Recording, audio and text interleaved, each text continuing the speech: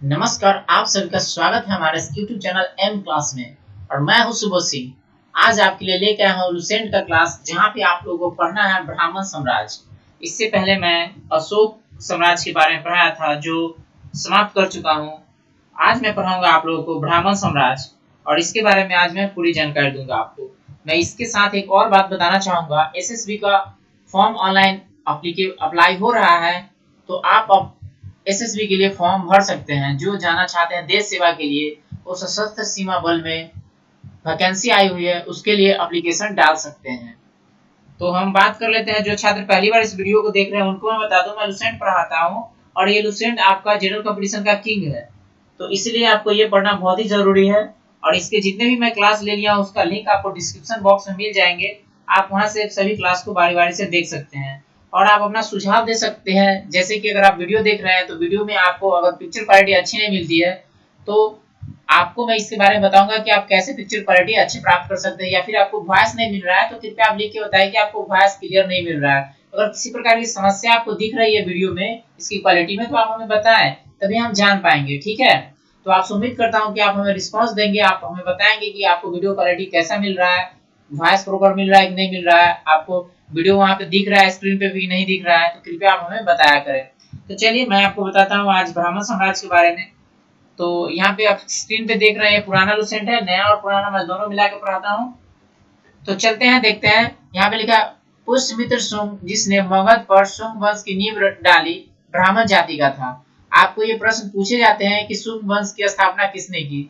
शुंग वंश की स्थापना किसने की, आपको याद रखना है। ये प्रश्न इस एग्जाम में पूछे जाते हैं। शुंग वंश की नींव किसने डाली, आपको याद रखना है। ये प्रश्न पूछे जाते हैं एग्जाम में। तो उत्तर क्या होगा, पुष्यमित्र शुंग। मैं इसको कलर कर देता हूँ ताकि आपको याद रहे। पुष्यमित्र शुंग, शुंग वंश की नींव किसने डाली, पुष्यमित्र शुंग। और वो कौन जाति से था, तो ब्राह्मण जाति से था। आपको एग्जाम में ऐसे प्रश्न आएंगे कि पुष्यमित्र शुंग किस वंश से थे, किस वंश से थे, तो शुंग वंश से थे। आपको ऐसे प्रश्न पूछे जाएंगे। शुंग वंश के संस्थापक कौन है, तो पुष्यमित्र शुंग। और किस जाति से, ब्राह्मण जाति से थे। ठीक है, आगे चलते हैं। शुंग शासकों ने अपनी राजधानी विदिशा में स्थापित की। यानी शुंग वंश जब आ गया तो वो अपना राजधानी लेके चले गए विदिशा। विदिशा में उन्होंने अपना राजधानी स्थापित की। आपको मिलान करने वाला है, पूछ दिएगा। आपको कई सारे वंश के नाम दे देंगे और बोलेंगे उसकी राजधानी कहाँ था। तो शुंग वंश ने अपनी राजधानी कहाँ बनाया, विदिशा। आगे आपका इंडो यूनानी शासक मिनांडर को पुष्यमित्र शुंग ने पराजित किया। आपको याद रखना है, इंडो यूनानी शासक मिनांडर को पुष्यमित्र शुंग ने पराजित किया। यानी जो मिनांडर था, मिनांडर को कौन हराया, पुष्यमित्र शुंग हराया। आपको याद रखना है, मिनांडर को कौन हराया, तो पुष्यमित्र शुंग हराया। मिनांडर कहाँ का था, इंडो यूनानी शासक था। पुष्यमित्र शुंग ने 2 बार अश्वमेध यज्ञ किए। आपको ये प्रश्न पूछे जाते हैं कि अश्वमेध यज्ञ किसने कराया, तो आपको यहाँ पे मैं टिक लगा के बता देता हूँ। पुष्यमित्र शुंग 2 बार अश्वमेध यज्ञ किए थे। पुष्यमित्र शुंग कितने बार अश्वमेध किए थे, 2 बार। आपको ये प्रश्न पूछे जाते हैं कि ऐसा कौन सा राजा था जिसने 2 बार अश्वमेध यज्ञ कराया शुंग वंश का, तो वो पुष्यमित्र शुंग होगा। इसके लिए पतंजलि ने अश्वमेध यज्ञ कराया। देखिए आपको ये भी याद रखना है, पतंजलि, इसके पहले मैं पढ़ा दिया हूँ पतंजलि के बारे में। योग के पिता कहा जाता है पतंजलि को, योग के जन्मदाता पतंजलि को कहा जाता है। और इन्होंने ही अश्वमेध यज्ञ कराया था पुष्यमित्र शुंग के, अर्थात पतंजलि पुष्यमित्र शुंग के दरबार में रहते थे। पतंजलि पुष्यमित्र शुंग के दरबार में रहते थे। आगे भरूत स्तूप का निर्माण पुष्यमित्र शुंग ने करवाया था। ये भी आपको याद रखना है। भरूत स्तूप किससे संबंधित है, तो पुष्यमित्र शुंग से। आपको ये भी याद रखना है, पुष्यमित्र शुंग से संबंधित है भरूत स्तूप। जिसको मैं कलर कर देता हूँ, जिसको मैं यहाँ पे येलो कर देता हूँ, वो एग्जाम की दृष्टि से बहुत ही महत्वपूर्ण है। तो आप इसको लिख लीजिएगा, पॉइंट कर लीजिएगा। आप नोट पेपर लेकर के बैठे, और जो मैं बता रहा हूँ वो एग्जाम में अक्सर पूछे ही जाते हैं, तो इसे इग्नोर ना करेंगे। तो आपसे गुजारिश है, जो मैं पॉइंट कर दे रहा हूँ उसको आप ध्यान रखेंगे। शुंग वंश का अंतिम शासक देवभूति था। आपको ये भी याद रखना है, शुंग वंश का अंतिम शासक कौन था, तो देवभूति था। आपको याद रखना है। इसकी हत्या 73 ईस्वी पूर्व में वासुदेव ने कर दिया। अब इसको कौन मार दिया, वासुदेव ने। और मगध की गद्दी पर कर्ण वंश का स्थापना किया। आपको प्रश्न पूछे जाएंगे कर्ण वंश के संस्थापक कौन है, तो उत्तर होगा वासुदेव। कर्ण वंश के संस्थापक कौन है, तो वासुदेव। आपको ऐसे पूछे जाएंगे मिलान करने वाले में, वासुदेव का संबंध किससे है, तो कर्ण वंश से। वासुदेव का संबंध किससे है, तो कर्ण वंश से। किसको मार दिया, ये शुंग वंश का अंतिम शासक देवभूति का मार दिया। आपको ऐसे पूछेंगे शुंग वंश के अंतिम शासक कौन थे, तो देवभूति। आगे देखते हैं, कण्व वंश का अंतिम राजा सुशर्मा था। देख लीजिए, अब ये भी आपको याद रखना है, कण्व वंश का अंतिम राजा कौन था, तो सुशर्मा था। कण्व वंश का अंतिम राजा सुशर्मा, शुंग वंश का अंतिम राजा देवभूति, कण्व वंश के संस्थापक तो वासुदेव। आपको याद रखना है, सिमुक ने 60 ईस्वी पूर्व में सुशर्मा की हत्या कर दी और सातवाहन वंश की स्थापना की। अब देख लीजिए, अब आ गया आपका सातवाहन वंश। सातवाहन वंश के संस्थापक कौन है, तो सिमुक। कब क्या था, तो 60 ईस्वी पूर्व में। आपको याद रखना, सातवाहन वंश के संस्थापक कौन है, तो सिमुक। किसको मार दिया, तो सुशर्मा को। और सुशर्मा कौन सा संबंधित था, तो सुशर्मा कण्व वंश से था।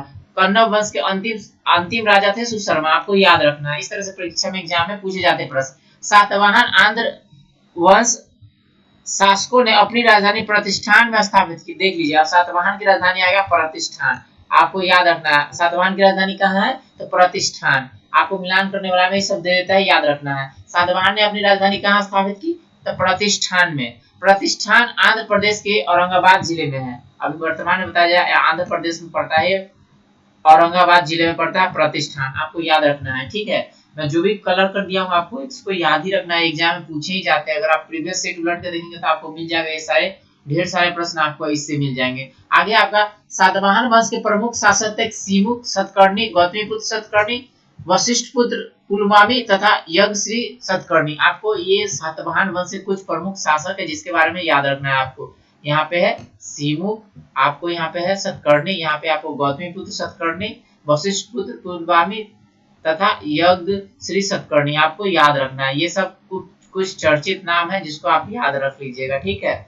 आप याद रख लीजिए, सिमुक के बारे में याद कर लीजिएगा, आप याद कर लीजिएगा गौतमीपुत्र सतकर्णी के बारे में याद कर लीजिएगा, ठीक है। वशिष्ठ पुलमावी के बारे में याद कर लीजिएगा। और ये सब सातवाहन वंश के प्रमुख शासक है जिसके बारे में याद कर लीजिएगा। गौतमीपुत्र सतकर्णी को तो आपको याद ही रखना है। आगे आपका सतकर्णी ने 2 अश्वमेध तथा 1 राजस्व यज्ञ कराया। देख लीजिए, यहाँ पे है आपका, यहाँ पे आप सतकर्णी जो कराए थे वो 2 अश्वमेध और 1 राजस्व यज्ञ कराए थे। आपको याद करना है, राजस्व यज्ञ कब किया जाता है, जब राजा की तिलक लगाए जाते हैं, राजा जब गद्दी पर बैठता है तब, ठीक है। तो ये हो गया राजस्व यज्ञ। सातवाहन शासकों के समय के लिए प्रसिद्ध साहित्यकार हाल एवं गुन्नाट थे। देख लीजिए, अब यहाँ पे आ गया हाल एवं गुन्नाट के चर्चा। हाल एवं गुन्नाट के चर्चा यानी हाल गुन्नाट थे ना, एक साहित्यकार थे जो सातवाहन शासकों के दरबार में रहते थे और ये प्रसिद्ध साहित्यकार थे, हाल एवं गुन्नाट। हाल ने गाथा सप्त सप्त शतक तथा गुन्नाट ने बृहद कथा नामक पुस्तक की रचना की। आप याद कर लीजिए, बृहद कथा के लेखक कौन है, तो गुन्नाट। याद रख लीजिए, मैं इसको चेन लगा देता हूँ, गुन्नाट। बृहद कथा के लेखक कौन है, तो गुन्नाट। हाल ने क्या लिखा था, गाथा सप्त सप्त शतक। गाथा सप्त शतक हाल की कृति है और बृहद कथा गुन्नाट की कृति है। आगे आपका सातवाहन शासकों ने चांदी, तांबे, सीसा, पोटीन और कांसे की मुद्रा का प्रचलन किया। यानी सातवाहन शासक थे ना, वो चांदी के भी बनाए, तांबे के भी बनाए, सीसा के भी बनाए, पोटीन की और कांसे की मुद्राओं का प्रचलन कराया। ब्राह्मणों को भूमि अनुदान देने की प्रथा का आरंभ सातवाहन शासकों ने ही सर्वप्रथम किया। आपको याद रखना है कि ब्राह्मणों को जो दान में जो भूमि देते थे वो कौन देते थे, प्रारंभ किए थे सातवाहन शासक। आपको याद रखना है, ये एग्जाम में पूछे जाते हैं, ये बहुत ही टफ क्वेश्चन बनता है कि ब्राह्मणों को भूमि दान देने की प्रथा सबसे पहले किसने प्रारंभ की, तो सातवाहन शासकों ने। आपको याद रखना है, ब्राह्मणों की भूमि अनुदान देने की प्रथा किसने प्रारंभ की, तो सातवाहन शासकों ने। ये आपको याद रखना है, ये एग्जाम में पूछे जाते हैं, अक्सर ये एग्जाम में पूछे जाते हैं, आपको याद रखना। सातवाहनों की भाषा प्राकृतिक एवं लिपि ब्राह्मी थी। आपको याद रखना है, सातवाहनों की जो भाषा था वो भाषा उनकी प्राकृतिक थी और लिपि थी उसकी ब्राह्मणी। आपको याद रखना है, सातवाहन की कौन सी भाषा थी, तो प्राकृतिक भाषा थी, और लिपि कौन सी थी, ब्राह्मी लिपि थी। आपको याद रखना है, सातवाहनों की भाषा क्या थी, तो प्राकृतिक भाषा थी, और लिपि कौन सी थी, तो ब्राह्मणी लिपि थी। आगे सातवाहन का समाज मातृसत्तात्मक था। आपको याद रखना है, यानी सातवाहन का जो समाज था ना उसमें माता का स्थान ऊंचा था, इसलिए मातृसत्तात्मक समाज कहा गया है। सातवाहनों का जो समाज था ना उसमें माता को पहला स्थान दिया जाता था, इसलिए मातृसत्तात्मक समाज कहा गया है सातवाहन का। आगे आपका सातवाहनों की महत्वपूर्ण स्थापत्य कृतियां हैं कार्ले का चैत्य, अजंता एवं एलोरा। आपको याद रखना है, अजंता एवं एलोरा बहुत ही एग्जाम में पूछे जाते हैं। अजंता एवं एलोरा की गुफाओं का निर्माण एवं अमरावती कला का विकास। आपको याद रखना है, अजंता एवं एलोरा की गुफाओं का निर्माण और अमरावती कला का विकास कौन करवाया? सातवाहन शासक। आपको याद रखना है, अजंता और एलोरा की गुफाओं का निर्माण जो कराया कौन करवाया? सातवाहन शासक। और ये स्थापत्य कलाकृति की बहुत महत्वपूर्ण उदाहरण है कुछ। सतकर्णी एवं अन्य सभी सातवाहन शासक दक्षिणापथ के स्वामी कहे थे। अब मतलब यहाँ पे आ गया सतकर्णी है और सातवाहन है, ये अपने आप को क्या कहते हैं? दक्षिणापथ के स्वामी, यानी दक्षिणापथ के स्वामी के नाम से कहे जाते हैं। ठीक है, कल मैं पढ़ाऊंगा भारत के यवन राज्य। आप एक बार देख लीजिए आपको क्या क्या इंपॉर्टेंट है, जो आपको मैंने चिन्ह लगा दिया है यहाँ पे, मैं बता दिया हूँ। मैं रिपीट कर दूं, पुष्यमित्र शुंग कौन वंश के संस्थापक है? तो शुंग वंश के। आपको एग्जाम में पूछेगा शुंग वंश के संस्थापक कौन है? पुष्यमित्र शुंग। आपको पूछेगा पुष्यमित्र शुंग का संबंध किससे है? शुंग वंश से। आपको पूछेगा पुष्यमित्र शुंग किस जाति से? तो ब्राह्मण जाति से। आपको पूछेगा शुंग वंश की राजधानी कहाँ थी? तो विदिशा। आपको इस तरह से पूछेगा कि मीनांडर को किसने पराजित किया? तो उत्तर होगा शुंग, पुष्यमित्र शुंग ने। आपको पूछेगा अश्वमेध यज्ञ किसने संपन्न कराया? तो उत्तर होगा पतंजलि ने। आपको पूछेगा अश्वमेध यज्ञ किसके दरबार में हुआ था? तो पुष्यमित्र शुंग के दरबार में हुआ था। कितने बार हुआ था? तो 2 बार हुआ था। आपको है भरहुत स्तूप का संबंध किससे है? तो पुष्यमित्र शुंग से।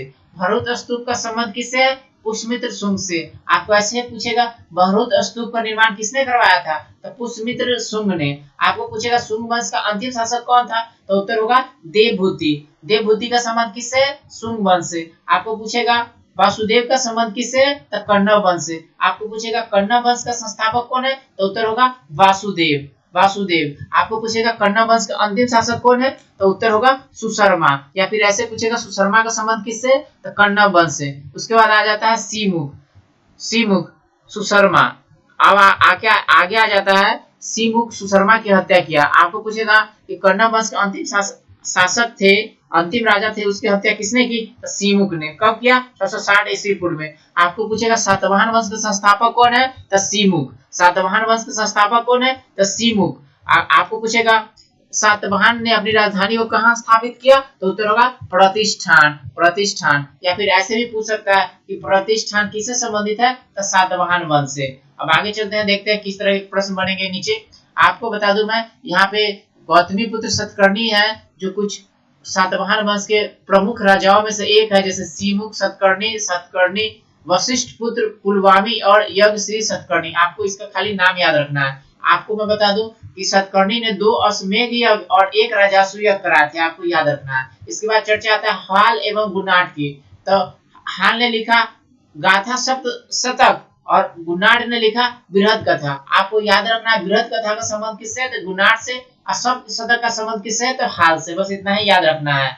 और यहाँ पे मैं बता दूं ब्राह्मणों के भूमि दान देने की प्रथा सबसे पहले किसने स्टार्ट किया? तो सातवाहन ने। आपको पूछेगा एग्जाम में ब्राह्मणों की भूमि अनुदान देने की प्रथा सबसे पहले किसने प्रारंभ किया? तो सातवाहन शासकों ने। उसके बाद पूछेगा सातवाहन की भाषा क्या थी? तो प्राकृतिक। सातवाहन की लिपि क्या थी? तो ब्राह्मी। आपको पूछेगा मातृ सत्यात्मक समाज किसमें पाया गया है? तो सातवाहन में पाया गया है। आपको पूछेगा अजंता एवं एलोरा स्थापत्य कला कृति किसने बनवाया? तो सातवाहनों ने बनवाया। आपको पूछेगा अमरावती कला का संबंध किससे है? तो सातवाहन से है। ठीक है, तो इस तरह के बहुत महत्वपूर्ण प्रश्न आपके सामने इस चैप्टर से बन सकते हैं। और एक और सातवाहन शासक में सतकर्णी अपने आप को दक्षिणापथ के स्वामी कहे जाते थे। सतकर्णी एवं अन्य सभी सातवाहन शासक दक्षिणापथ के स्वामी कहे जाते थे। यानी सतकर्णी के अलावा और भी जो सातवाहन शासक हुए वो दक्षिणापथ के स्वामी कहे जाते थे। आपको पूछेगा कि दक्षिणापथ के स्वामी निम्नलिखित में से किस शासक कहे जाते थे, किस वंश के शासक कहे जाते थे? तो उत्तर होगा सातवाहन वंश के। आपको याद रखना है दक्षिणापथ के स्वामी कौन वंश के शासक कहे जाते थे? तो सातवाहन वंश के शासक कहे जाते थे। इस वीडियो में मैं इतना ही बता पा रहा हूँ आपको। उम्मीद करता हूँ आपको पसंद आ रहा है। पसंद आ रहा है तो कृपया इस वीडियो को लाइक कीजिए, दोस्तों में शेयर कीजिए। और किसी प्रकार की समस्या या सुझाव देना चाह रहे हैं, आप अपना समस्या बताना चाह रहे हैं या फिर आप हमें सुझाव देना चाह रहे हैं, कृपया डिस्क्रिप्शन बॉक्स में या फिर कमेंट करके आप हमें लिख के बता सकते हैं। इस वीडियो में इतना ही बता रहा हूँ। देश दुनिया के साथ जुड़े रहिए। जय हिंद, जय भारत।